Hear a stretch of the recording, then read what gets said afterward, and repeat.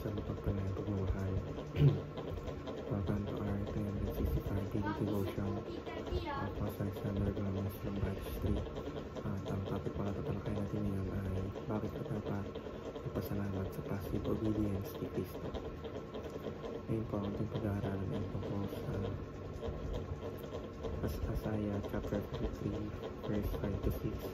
Buksan po natin ang ating pusot isip sa mga nagsalita ng Diyos.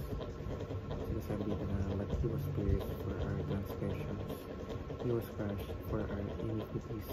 The punishment that brought us peace was on Him, and by His wounds we are healed. We all like sheep have gone astray. Each of us has turned to our own way, and the Lord has laid on Him the iniquity of us all.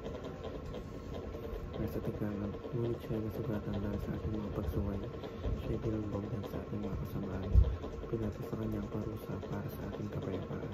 At sa pamamagitan ng kanyang mga lapad ay gumaling tayo. Ang lahat ay gaya ng mga pupang ganito. Bawat isa sa atin ay luminis sa kanyang sariling daan. Pinasan sa kanya ng Panginoon ang lahat nating kasamaan.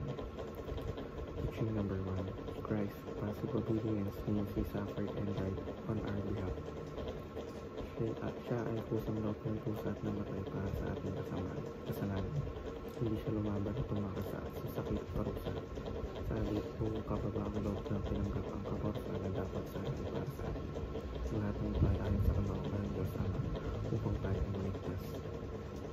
Teaching number 2. Christ's active obedience means He had fully obeyed all of God's requirements on our behalf.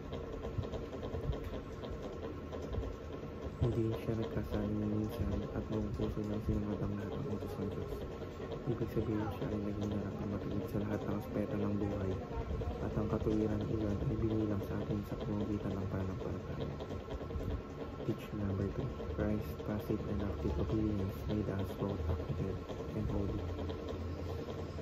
Dahil sa kanyang pagdurusa, tayo ay pinatawad.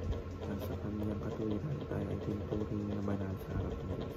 Hindi lang tayo pinawalang sala, hindi binigyan din tayo ng bagong pagkatao bilang mga anak ng Diyos. Application number 1. Suffer for doing the right thing. Sa halip na umiiwas sa hirap o pagsubok, piliin natin manindigan para sa katotohanan kahit pa may kapalit na sakit o hindi pagkakaunawaan. Iligid Kristo ang ating paghihirap ay may layunin para sa ito ay balhati ng Diyos at ikabubuti ng iba. Application number 2. Sacrifice while being motivated by love.